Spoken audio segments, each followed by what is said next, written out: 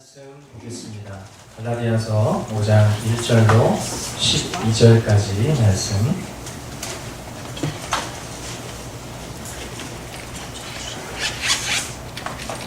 갈라디아서 5장 1절로 12절, 제가 한 절, 여러분들이 한 절 교독으로 말씀 보시고 마지막 12절 한 목소리로 보도록 하겠습니다. 그리스도께서 우리를 해방시켜 주셔서 자유를 누리게 하셨습니다. 그러므로 굳게 서서 다시는 종살이의 멍에를 매지 마십시오. 나아가니 여러분에게 말합니다. 여러분이 할례를 받으면 그리스도는 여러분에게 아무런 유익이 없습니다. 내가 할례를 받는 모든 사람에게 다시 증언합니다. 그런 사람은 율법 전체를 이행해야 할 의무를 지닙니다.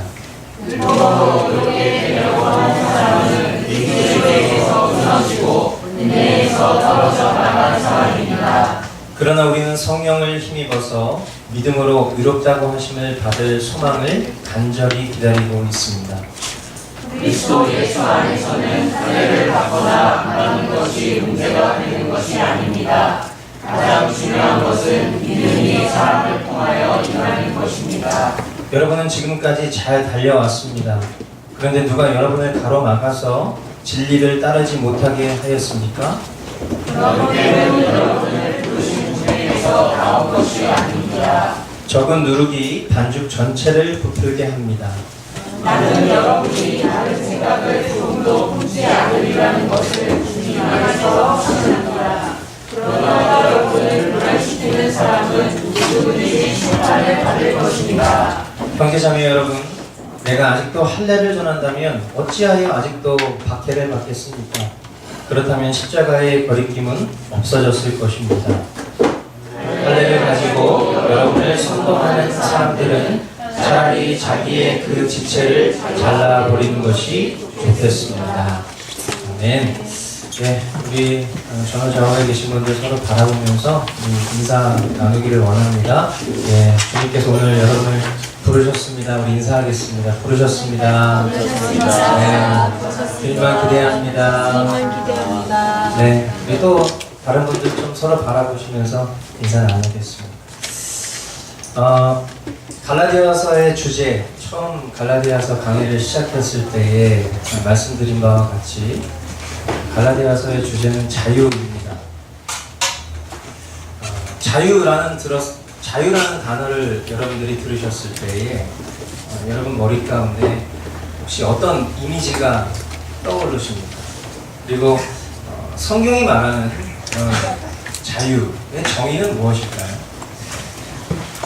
우리가 잘 아는 바와 같이 성경이 말하는 자유는 죄와 영원한 사망으로부터 그리스도를 통과하여 얻게 된 자유.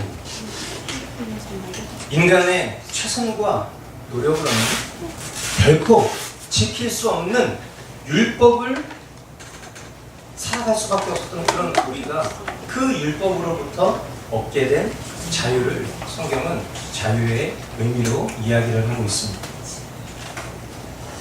그러나 곰곰이 생각을 해보면 성경을 벗어난 인간이 생각하는 자유에 대한 이미지는 겉으로는 막 낭만적이고 풍요적이고 뭔가 이렇게 해변 어딘가 한켠에서 이렇게 두 팔을 탁 걸리고 있으면서 내가 즐기고 싶은 어떤 그런 무언가를 만족됐을 때 느껴지는 어떤 그런 근심 걱정이 전혀 없어 보이는 이미지나 혹은 실상은 스스로가 왕되고 주인된 성경이 말하고 있는 그 자유를 거꾸로 거슬러 올라가서 다시금 그 죄와 비참함의 옷을 입고 싶어하는, 스스로 해결할 수 없는 그 책임을 또다시 짊어지고 싶어하는 것, 그것이 인간이 생각하는 자유가 아닐까 생각을 해봅니다. 오늘 본문 1절은 우리에게 이렇게 말씀합니다. 그리스도께서 우리를 해방시켜 주셔서 자유를 누리게 하셨습니다. 그러므로 굳게 서서 다시는 종살이의 멍에를 매지 마십시오. 그렇습니다. 우리가 얻게 된 자유가 어떻게 얻게 된 것입니까? 우리를 위해 우리가 방금 전 고백했었던 그 찬양대로 하나뿐인 아들을 십자가에서 죽이시기까지 저와 여러분들 한 사람 한 사람을 향한 그 사랑을 확증하시려는 하나님의 전심으로 이루어진 것, 그것이 우리에게 허락된 자유 아닙니까? 그래서 율법의 완성이 되신 예수님이 죄로 죽을 수밖에 없는 우리의 의가 되어주셔서 영원한 사망과 그 율법의 올무에서 우리를 건져주심으로 얻게 된 것, 그것이 자유 아닙니까?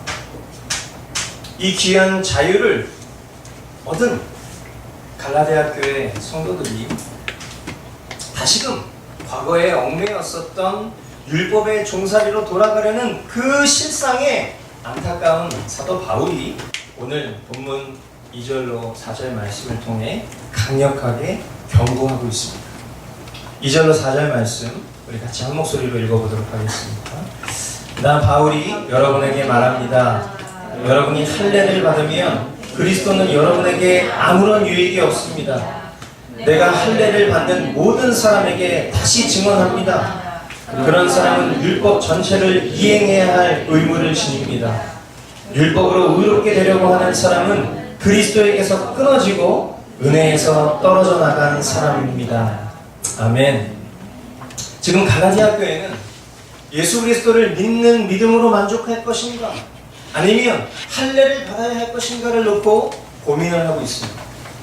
그것은 결론적으로 율법을 지킴으로 의로움을 취할 것인가, 아니면 믿음으로 의롭다 여김을 받을 것인가의 문제인 것이죠. 그 갈림길에서 갈라디아 교회 성도들은 혼란스러워하고 있고 고민하고 있다는 거예요. 사도 바울은 이 혼란과 고민을 가지고 있는 갈라디아 교회 성도들에게 할례를 받고 율법을 행하는 것으로 의인이 되려고 하지 말고 오직 예수님이 우리를 위해 이루신 그 모든 일들을 믿는 믿음을 통한 은혜를 붙잡아라 라고 호소하고 있는 것이죠. 그렇습니다. 모르고 살았다면 이해가 돼요. 뭐가 뭔지 모르고 살았다는 거예요. 늘 살아왔던 대로 할아버지가, 아버지가, 우리 식구가 살았던 대로 살았기에 계속 그 율법을 지키려 한 것 이해됩니다. 불안하기도 하겠죠. 갑자기 우리 대대손손 우리 모든 민족이 다 지키고 살았던 그것을 지킬 필요 없다고. 아니, 율법이 나쁜 것이 아니라, 율법은 좋은 것이지만 그 율법을 지키며 살아가는 것이 더 이상 내가 어떤 구원받기 위해서, 의인이 되기 위해서가 아니라 나를 위해서 그 모든 일들을 완성하신 그 예수 그리스도 때문에 그 하나님의 사랑을 깨달았으니 그 하나님 사랑하는 마음으로 내가 율법 지키면서 살아가야지 라는 그런 마음이 마음 한켠에 있어야 되는데, 왠지 이전부터 계속 살아왔고 지켜왔었던 그 부담스러운 율법, 그것을 지켜야만 한다는 그 부담감이 하루아침에 사라질 수는 없다는 건 충분히 인간적으로 이해돼요. 예수님 한 분이면 충분하다고, 예수님 믿는 것이 전부라고 하니까 불안하고 고민되는 것 인간적으로는 이해가 됩니다. 그러다 보니까 이런 사람들도 나타나는 거예요. 율법도 지키고 그리고 예수님도 믿으면 더 안전한 것이잖아. 그러니까 예수 믿어. 근데 율법 꼭 지켜야 돼. 이런 이들이 이때에만 있었던 것이 아니라 오늘날도 우리가 살아가는 이 시대 가운데 있어요. 인간적으로는 이해가 돼요. 그리고 그럴싸하죠. 그러나 여러분, 성경은 정확하게 우리에게 이렇게 말씀합니다. 두 가지 다 지켜도 된다, 그렇게 얘기하지 않아요. 오늘 4절 말씀 보니까 율법으로 의롭게 되려고 하는 사람은 그리스도에게서 끊어지고 은혜에서 떨어져 나간 사람입니다. 아멘. 네, 여러분, 이거 굉장히 우리가 아멘하기 두려운 말이에요. 물론 우리는 뭐 유대인들이 아니기 때문에 어떻게 보면 늘 말씀드리지만 이런 율법의 굴레라는 것, 물론 율법주의가 우리를 괴롭게 하고 힘들게 할 때가 있지만 율법으로부터 우리가 직접적인 영향을 받는 사람들이 아니기 때문에 우리는 이런 말씀들이 깊이 체감되지 않을 수 있지만 우리의 실상 속에서 또 다른 율법 같은 것들이 우리를 괴롭힐 때가 있어요.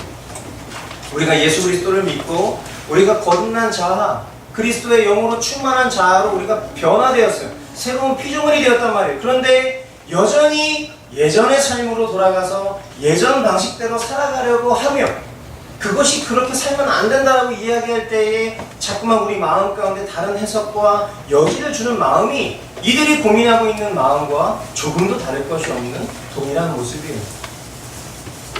할례를 받는다는 것은, 오늘 이 말씀에서 나오는 것은 이 할례를 받는다, 이거는 다시 내가 율법으로 돌아가서 살겠다라는 그런 실천적인 신념인 거예요. 그랬을 때 그것은 결국 그리스도와 상관없는 자가 되고 은혜에서 떨어져 나간 자가 된다 라고 이렇게 성경은, 바울은 명확하게 경고를 하고 있습니다. 예전에 제가 사역을 했을 때에 함께 사역하던 분이 계셨습니다. 그분과 사역을 하는 가운데 굉장히 친밀하고 또 서로 하나님 사랑하는 마음이 통하여서 귀한 사역을 함께 동역했었는데 그분과 안타깝게도 헤어지는 일들이 있었어요. 그런데 그 헤어짐의 이유가 바로 오늘 이 말씀의 내용 때문입니다.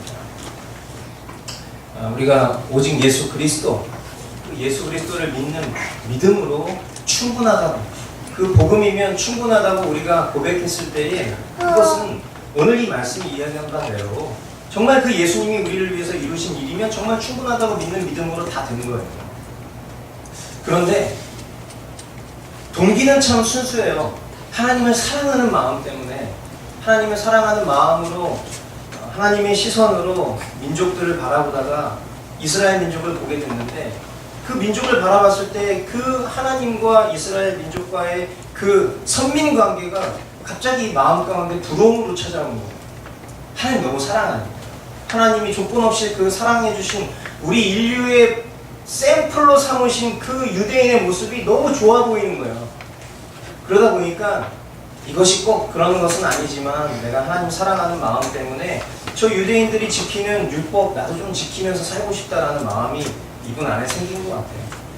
그러다 보니까 안식일을 지키기 위해서 복음이면 충분하다고 외치시지만 토요일날 빵을 구우면서 하루를 안식일로 보내시기도 하고, 또 주일은 예배를 드리시고, 또 동물의 피가 들어있는 것을 먹으면 안 된다 하셔서 좋아하던 순대도 먹지 않고 그런 예수님도 믿으시고 그런 분이에요.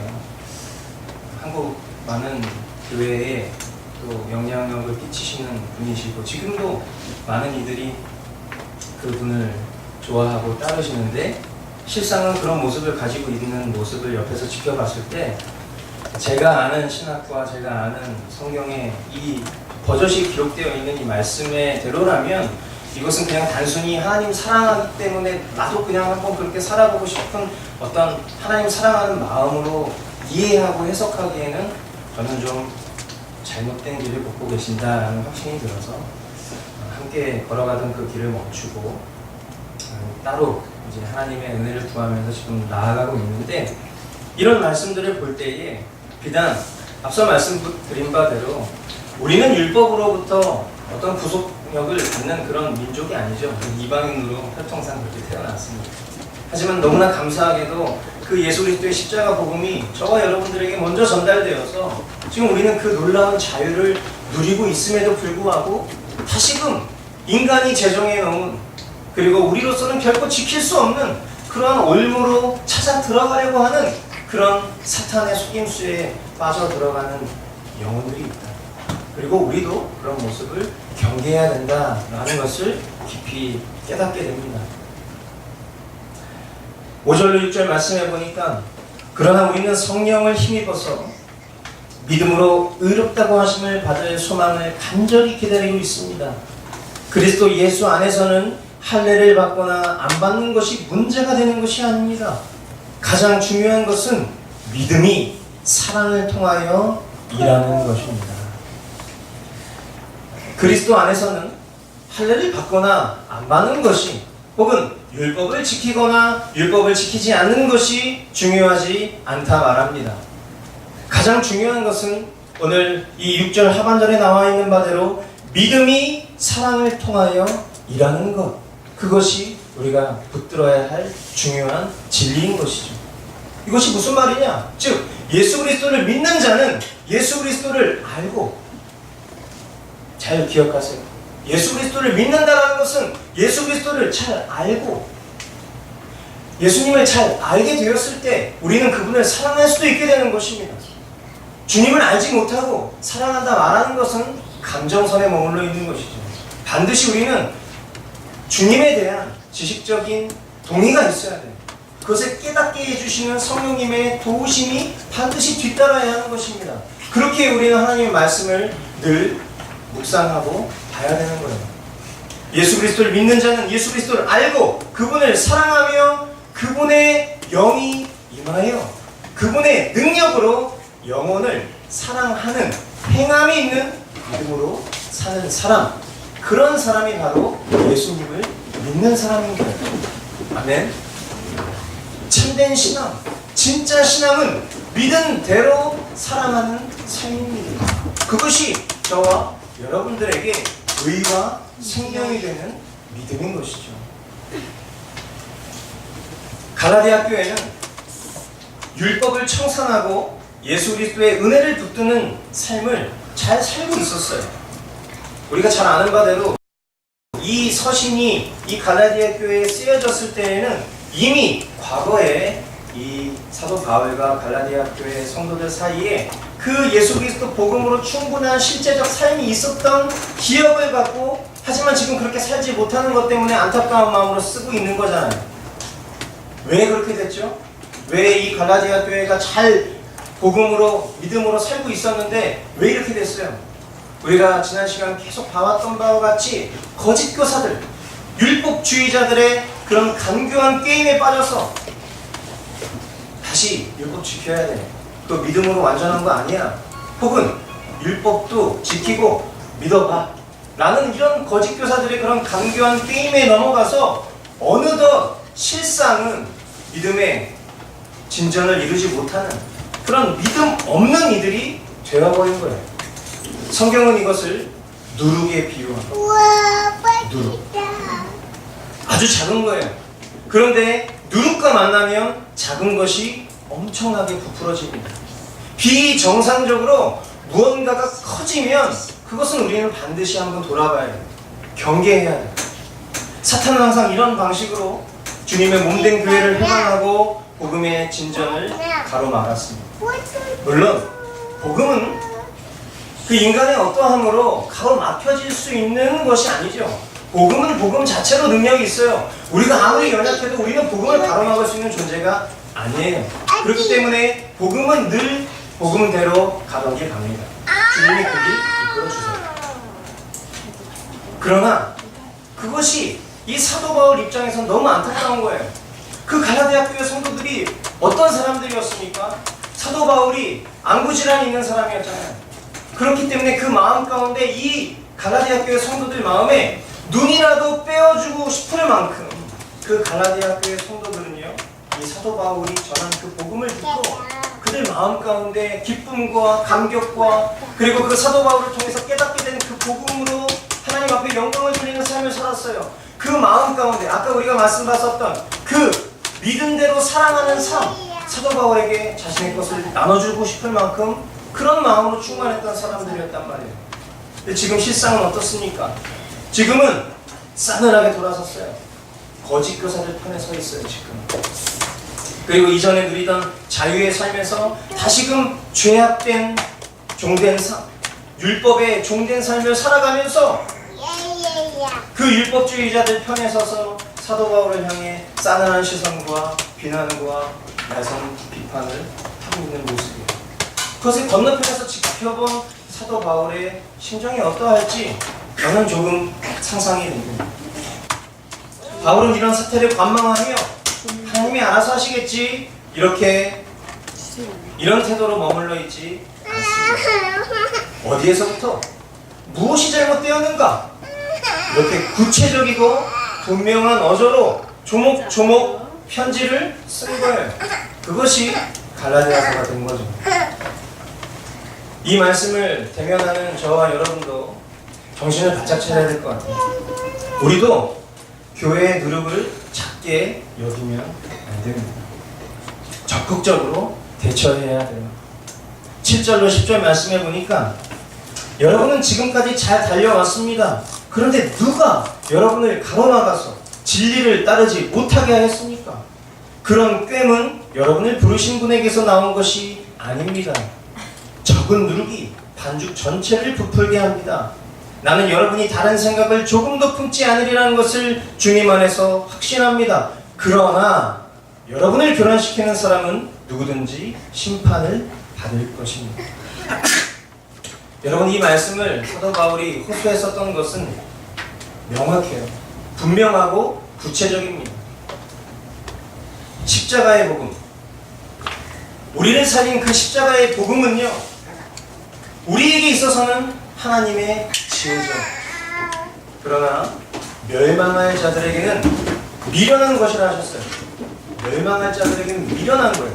그러니까 십자가의 복음이 전달되었을 때, 그것을 받았을 때 우리가 씨 뿌리는 자의 비유도 생각해 보면 일시적으로는 그 말씀을 받아요. 그리고 그것을 열매를 맺는 것처럼 보일 수 있어요. 하지만 그것이 끝까지 견디지 못하고 타들어서 죽어버리거나 아니면 사람들이 발에 치여서 없어지거나, 이게 뭐예요? 결국에는 구원이라는 그 열매를 이루어가는 그 과정이 만만치 않다라는 거예요. 근데 그 과정이 만만치 않은 실제가 뭐냐면, 복음이 전달되었을 때 그 복음을 듣는 사람 마음 가운데 불편한 마음이 생긴다는 거예요.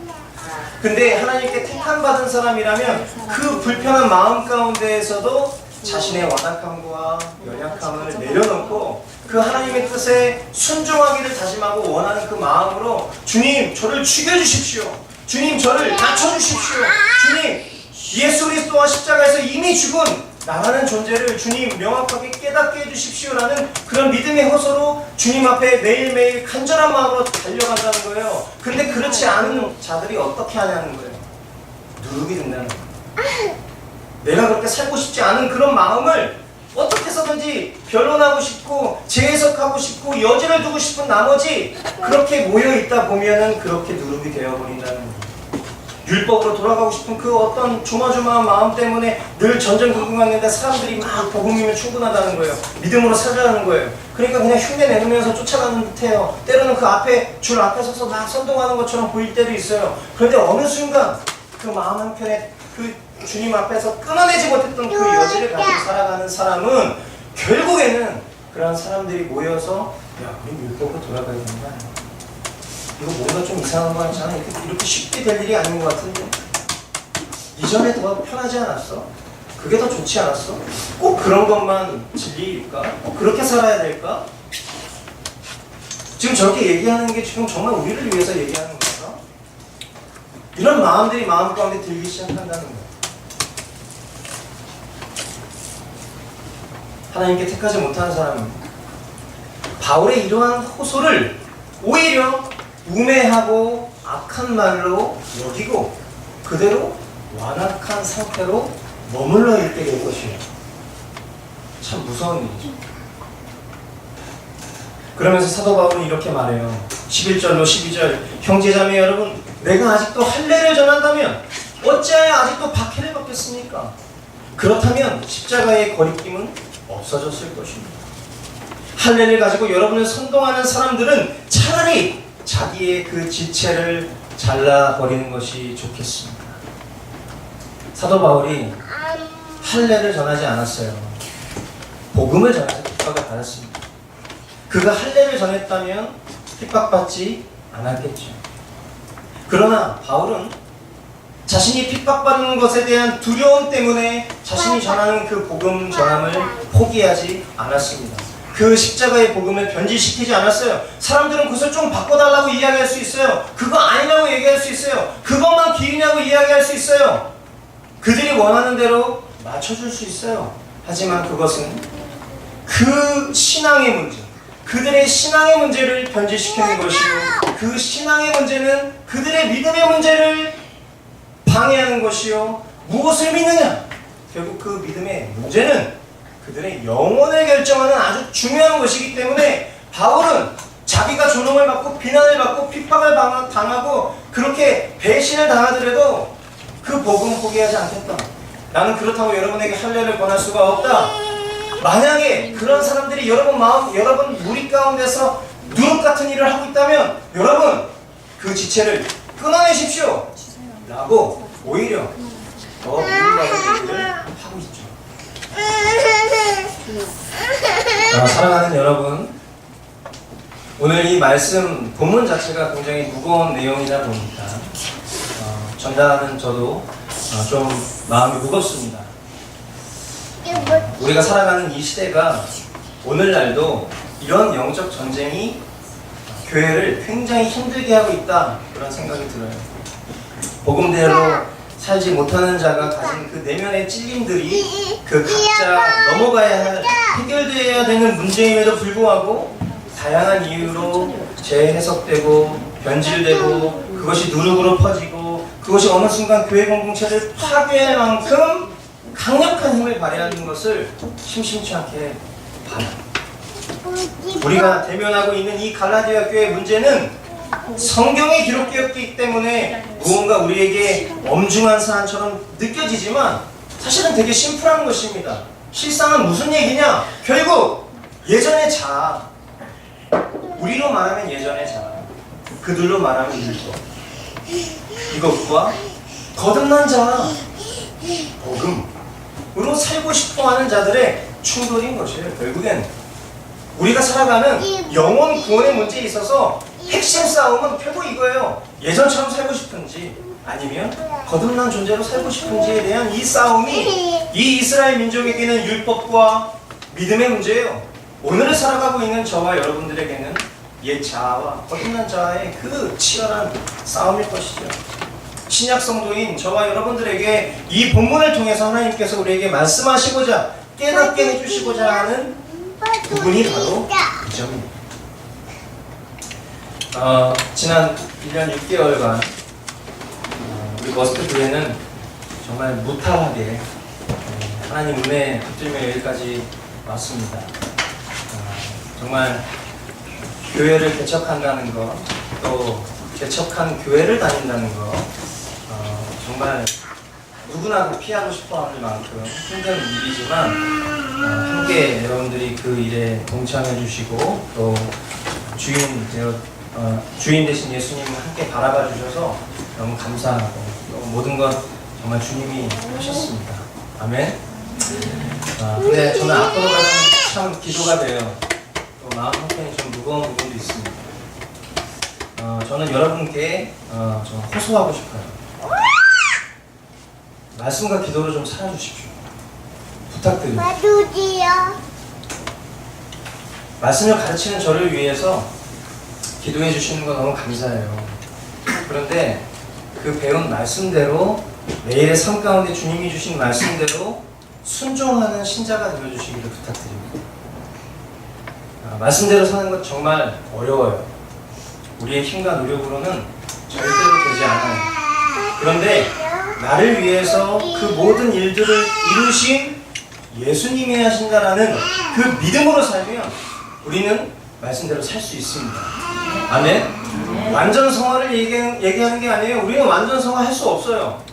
그러나 완전하신 주님을 바라보는 믿음으로 살면 우리는 살 수 있는 거예요. 그 일을 우리가 해야 돼요. 그냥 가만히 있는다고 말씀 보게 되는 게 아니라는 것 좀 이미 여러분들 다 아실 거란 말이에요. 때론 내 생각과 말씀 사이에서 충돌이 생겨서 마음 어려울 때도 있어요. 해도 내 삶 전혀 바뀌지 않는 것 같은 그런 절망감이 들 수도 있어요. 하지만 그렇다고 우리가 그거 회피해서 안 돼요. 뚫고 나가야 돼. 주님 바라보고 나아가야 돼. 그 영광스러운 십자가 바라보면서 우리 나아가야 돼요. 그렇지 않으면 여러분 우리는 저도 여러분도 누룩될 수 있습니다. 나는 안내야. 나는 절대 그럴 리 없지. 나는 아니에요. 우린 그런 실력을 가진 사람들이 아니에요. 주님 말씀 앞에 머물러 있지 않으면 그 말씀 안에서 우리가 믿는 일과 아는 일에 하나 되어 힘쓰지 않으면 우리 각자가 가진 생각을 고수하면서 그렇게 살아가면 이 교회 무너질 수 있고요. 누룩될 수 있어요. 여러분 꼭 기억해 주십시오. 저부터 정말 말씀과 기도에 힘쓸 테니까 여러분 살아왔던 그 이상으로 여러분들 말씀과 기도에 힘써 주시기를 부탁드립니다. 그게 결론이에요. 그게 우리 그리스도인들의 그 결론된 삶이잖아요. 꼭 그렇게 살아주시기를 부탁드려요.